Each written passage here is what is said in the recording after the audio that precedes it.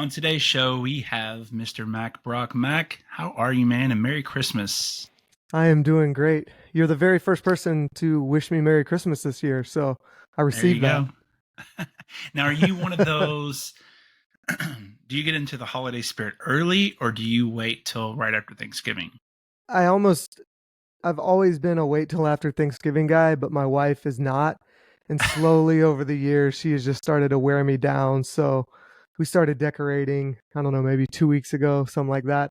And I'm just embracing it now. I'm fully in. If it makes her happy, if it makes the kids happy, then I don't want to be the Scrooge of the family. Yeah. I mean, the majority of radio stations start playing soon as Halloween's over with. Oh, they start. And Yeah, it's all November, all December. Trust me, yeah, I know that. With releasing music and all that stuff, I know. like you're gonna I have to know wait till when I'm January, supposed man. to. Yep, and when I'm not. Yeah, it's hard to find, and even like a lot of the country channels and stuff, they'll play country, but they play a lot of mix of Christmas stuff too. So it's hard to find just a channel unless you have like satellite radio of So just true. Well, what we like to do with our first time guest, Mac, is just simply ask, how did you get started in the music industry? Oh, the music industry. Well, I got started into music because my mom is a drummer. So I grew up around music all the time. Dad's a pastor. So it was just kind of like, church is like the best grounds for like learning how to sing or learning a lot about music. So kind of came up in that. And then as far as like music industry, that's such an interesting way to put it because I've never really thought about it that way. Because I was the ministry, yeah, because I was a worship leader Sure. on staff at churches for forever, and Yeah. just stumbled into always working on writing songs for the church, recording, releasing albums, and that just kind of slowly grew over time, and um and now I'm here, still kind of doing it. Now, how did connecting with Elevation? How did that whole pan out? Yeah, so I was living in South Carolina. I was in college, fixing to get married, and I met Stephen Furtick at an event that he was preaching at and I was leading worship at. And he was telling me about this church plant that he was starting in Charlotte, which was like an hour and a half away from me. And so through that relationship, I started driving up just to lead worship on the weekends because they didn't have a worship leader or pastor on staff. And so kind of, it was just kind of one of those things where I was making the trip. And then eventually me and my wife were like, well, let's just move up there and actually like fully commit and be a part of that. And so we did that shortly after we were married. And we've been in Charlotte ever since. And we were on staff at Elevation for a decade. Wow. Yeah. I will say one of your last albums with them, was it There Is a Cloud? Yep. Okay. That was the one. Man, what a phenomenal album. Like, yeah, I love that record. That is my go-to. Of course, your song "Oh Come to the Altar." Yes. I wasn't going to talk about that, but I guess we can if you're fine with it. But, I love talking about that song. Yeah. I will say that's probably one of the songs, like it would be like a Chris Tomlin song, or a Rich Mullins song. Like it would be one of those church songs 30 years from now, people will still be singing it because it's an anthem, and do you mind sharing about that? Yeah, well, first off, you're so generous with the comparisons. Thank you. Both of those are goats. Yeah, so "Oh Come to the Altar," man, that's a song, I was reflecting on that song recently, and it's written probably 8 or 9 years ago. And that song was written initially, just the idea of it was like, we always had these big services at Christmas Eve or Easter where there was like a big altar call, and that was like the sole focus of those church experiences. It was like the altar call at the end, and we were like, well, let's write a song that allows space for that, and that will be kind of like the altar call song, literally. Yeah. And so that was the initial kind of goal or purpose of it. And then we just started playing it at church to introduce it. And we realized, I think pretty quickly, just how much that song ministers to people, that not just to people that are coming to know Jesus for the first time, but it's a song that speaks to where we're at on a daily basis. You know, I've known Jesus for the majority of my life, and still every single day I have to come to him and say, like, I'm broken, I'm tired, I'm worn out, I'm carrying the weight of my sin. Like, I need to come to Jesus every day. And so that's kind of what the song became, more of that, even more so than just like a response song. Yeah. Now, correct me if I'm wrong, but I believe I saw a clip a few years back of Steven talking about that song and how it almost didn't make the album, and how it was just like not sure if it should, or someone else said that recently as well. And I don't remember it for being Altar that didn't almost make the album, but it was the song Resurrecting. Maybe it was Altar, and maybe I'm, just misremembering, because we made a lot of projects. Yeah. There were a lot of songs that came and went. But I do remember very specifically the song Resurrecting. That was a song that we wrote and rewrote and rewrote again and rewrote again. And up until maybe the week before we were recording, we had like, night of worship recording the album. We were still working out the kinks of that song. And it was almost, Resurrecting is a song that I still lead a ton today, that still holds a lot of power for me. But it was one of those things where it was like, couldn't nail down the chorus, couldn't figure out exactly what the chorus was supposed to be, and went through so many different variations.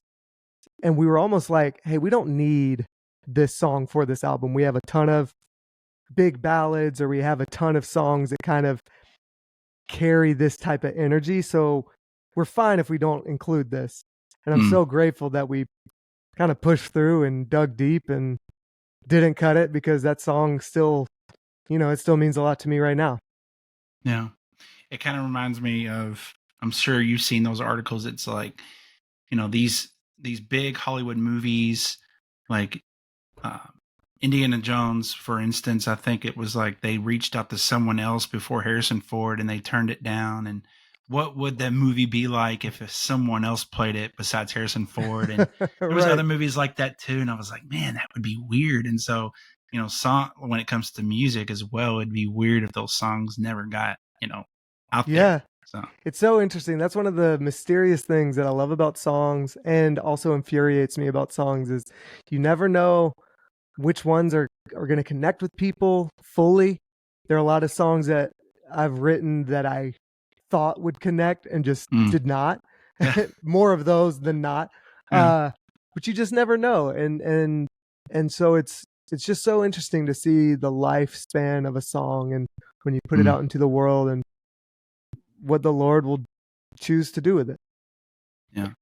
Well, you recently joined Centricity. Congratulations on that. Yes, thank you. How did that all come about? So one of my oldest friends, he was the very first musician I met when I moved to Charlotte, 17 years ago, James Duke. And he's a guitarist. He's kind of a well-known guitarist in like the worship space, because he has had such an influence on what guitars can do in worship. And we've been friends for forever. And I don't know, several years ago, he started working for Centricity as A&R. And when I was kind of switching some stuff up with my music, he was one of the people that I was talking to and bouncing ideas off of. And he, kind of encouraged me, just come and meet the team at Centricity and spend time with us. And when me and my wife went to Nashville and just got to spend a day with like a handful of that team, we just really, really connected with the heartbeat of what Centricity is about, with their leadership, who they are, what they represent. It just really ministered a lot to us, and we felt like we were at home. So yeah, we've been excited to be partners with them. Yeah, that is awesome. That's super, super, super cool. Yeah. your latest single, just like you've always done. We love it. It's a song Thank that you. we play on one of our playlists. And so, do you mind telling our listeners about that song? Yeah. So I wrote that song with Hank Bentley and Jessie Early, who are two awesome songwriters. Hank's an awesome producer. He produced the song. I've written with them a ton, and we go way back.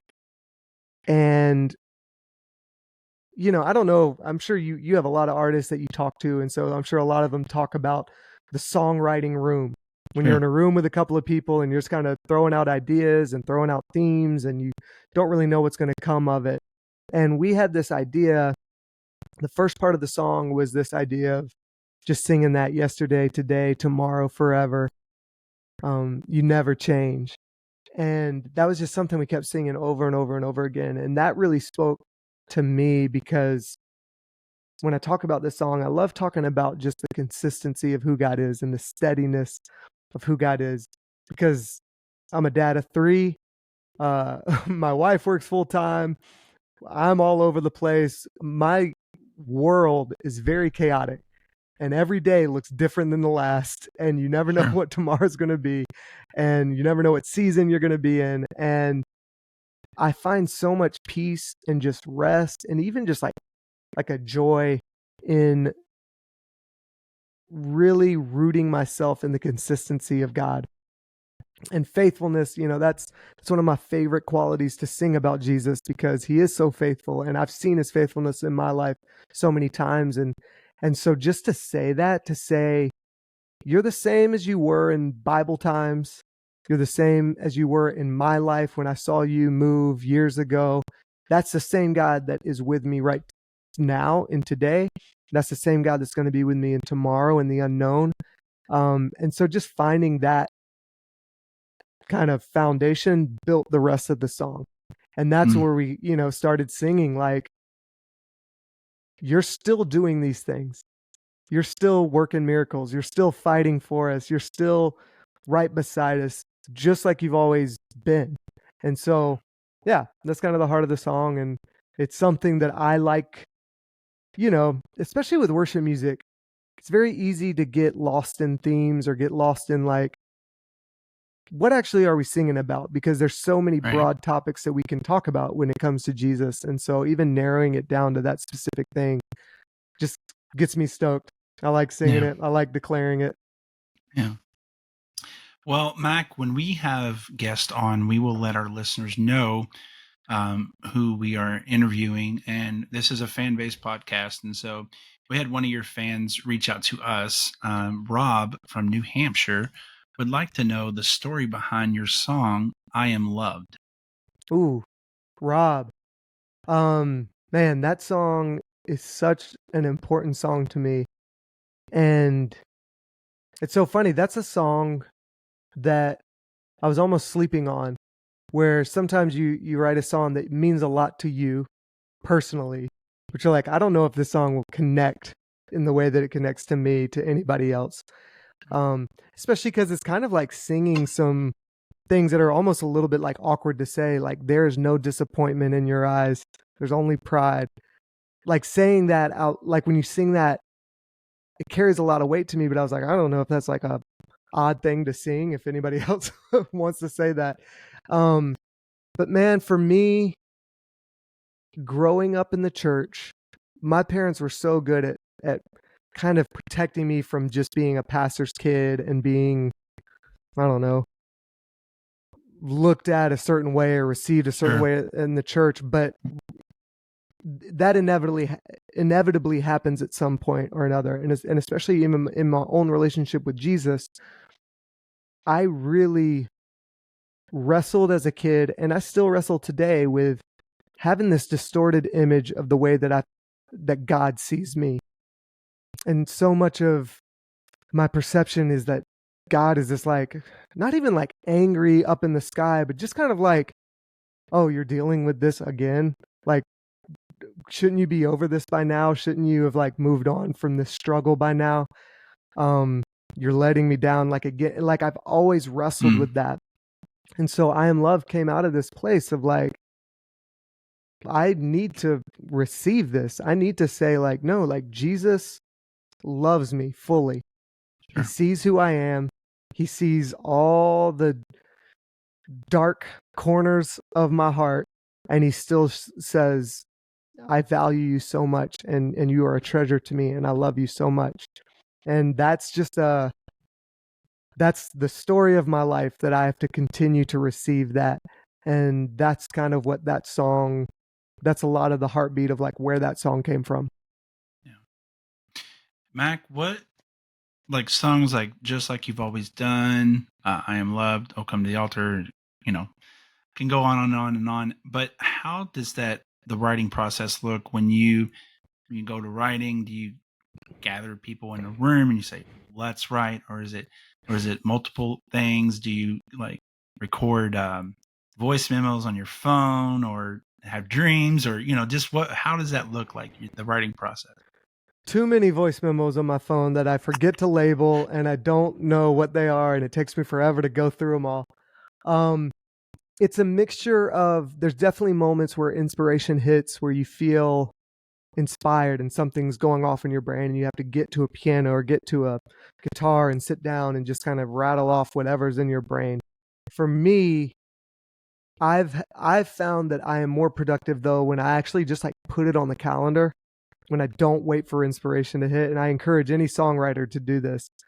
Like, mark it on the calendar, let it be like in ink. I'm not moving this. Like, this is time that I'm committing to writing, whether I feel like it or not. And sometimes when you're, co-writing with people, that's the best form of accountability, because you like both put it on the calendar, you sit down, you're both going to like go after it. And so many songs that I'm so proud of and I'm so connected to have all come from just doing that, of sitting down and casting an idea, casting a vision, praying, spending time with the Lord, going into a writing session, and then seeing kind of what comes out. And then every once in a while, sometimes you'll bring like, I have this chorus. Yeah. Let's write around this chorus. But a lot of times it's just even, I just have this idea. I want to write about this. And then it goes from there. And then the other thing that I would say to that is, I'm a forever like, constantly rewriting. So if I get in a writing room, I never put the pressure on myself of like, I have to finish this song in the 3 hours that we have allotted to write a song. It's almost always like, let's just get the song at a good place, and then I'm going to live with this voice memo for weeks.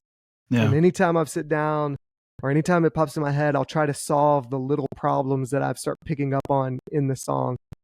And so a lot of times the song starts with like a chunk of time, and then you take that kind of blueprint and then you just rework it, rewrite it, dig deeper, and find the song maybe weeks or months later. That's interesting. So you and your wife are, shifting gears here. You and your wife are foster parents. And yes, we are. That's incredible. We have some friends that are foster parents as well. Take us on the journey and what made you all want to, be foster parents. I mean, we got our license. We started getting our foster license in the end of 2019. And so we got our license right in the middle of the pandemic. And it was something that was always, I think fostering, adopting has always been on my wife's heart. And I never really even gave it much thought.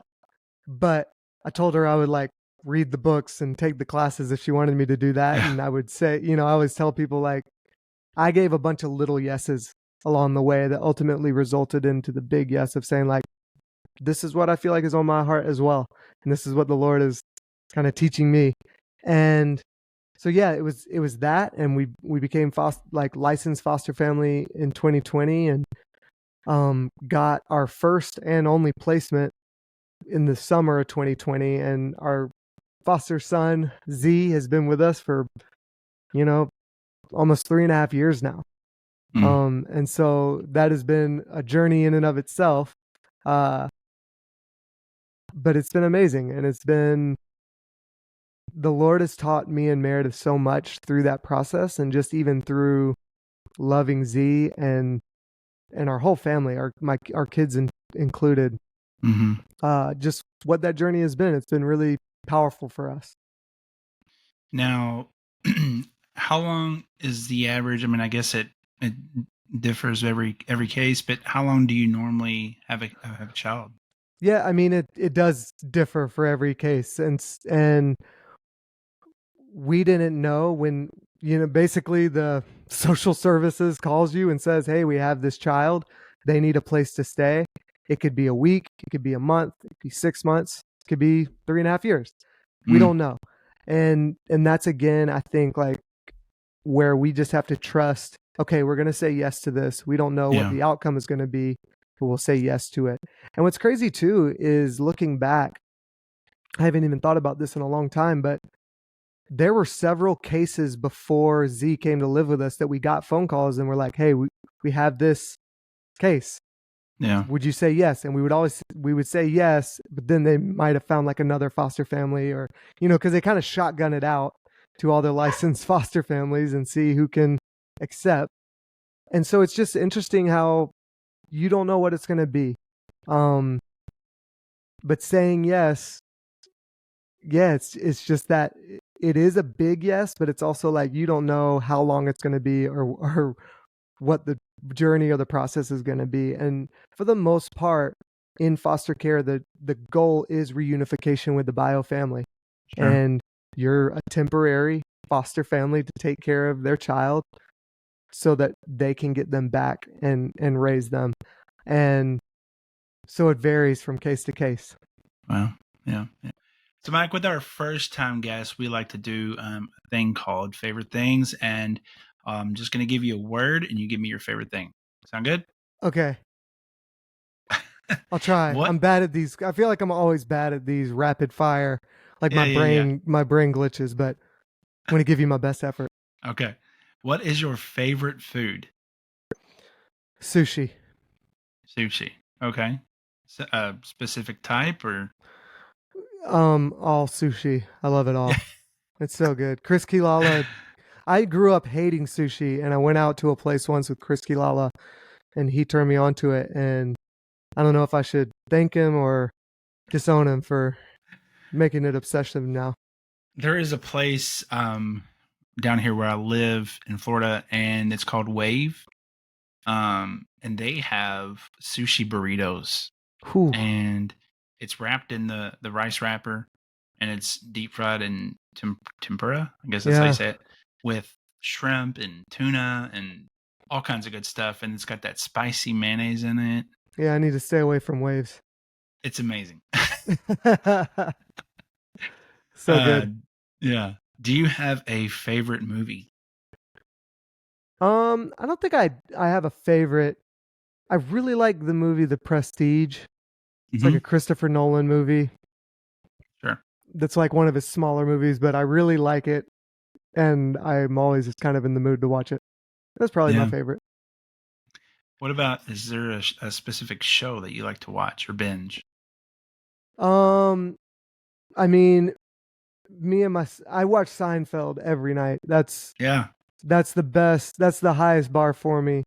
Um, that it's forever rewatchable to me. Seinfeld. Yeah. Yeah. That's cool. Is there a favorite artist of all time? Ooh. Um, I I really really love Tom Petty. Me and my wife share that, and we've been recently watching a bunch of Tom Petty documentaries, so I'm kind of back on, just in awe of who he was and Yeah. the songs that he wrote. Yeah. What about a dream duet? Someone you would love to sing with? Dream duet. Shoot, I don't know.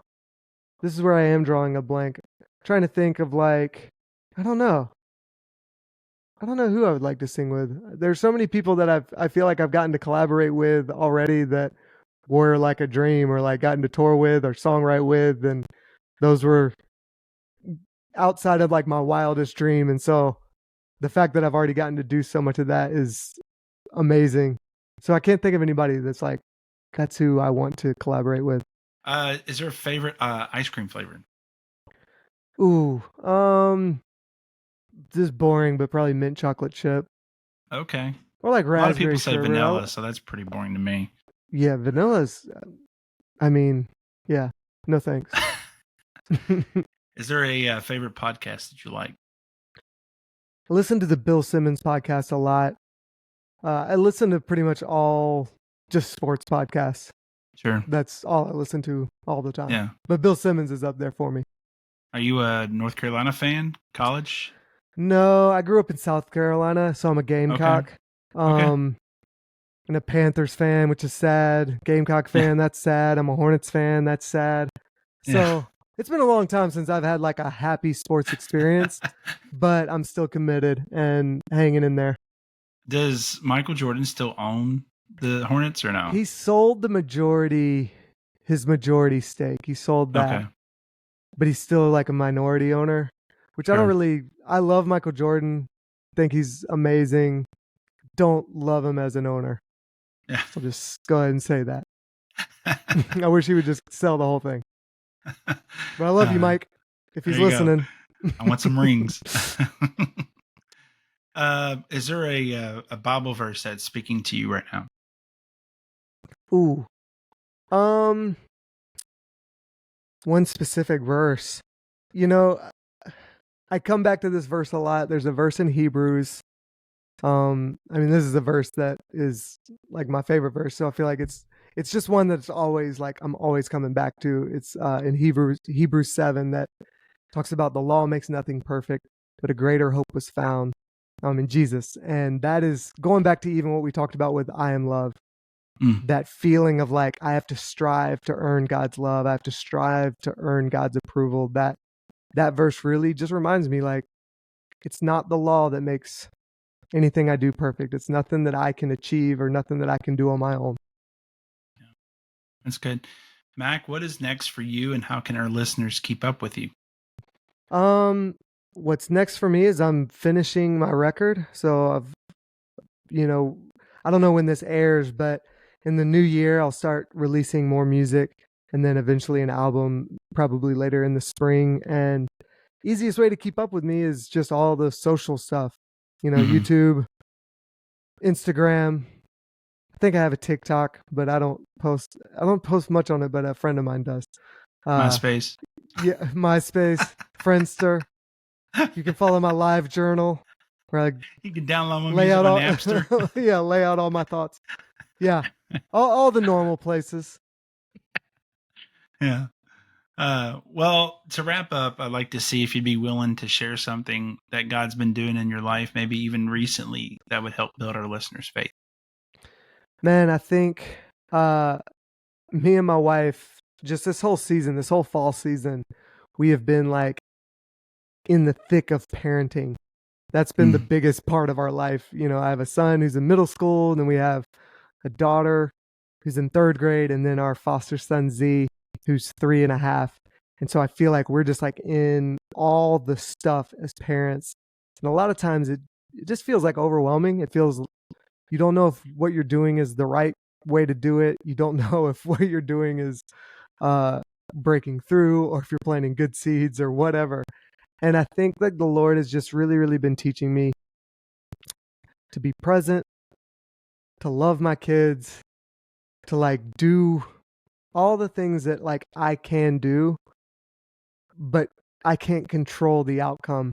And so I have to release all that to him and really just trust and have faith that like he even loves my kids more than I do.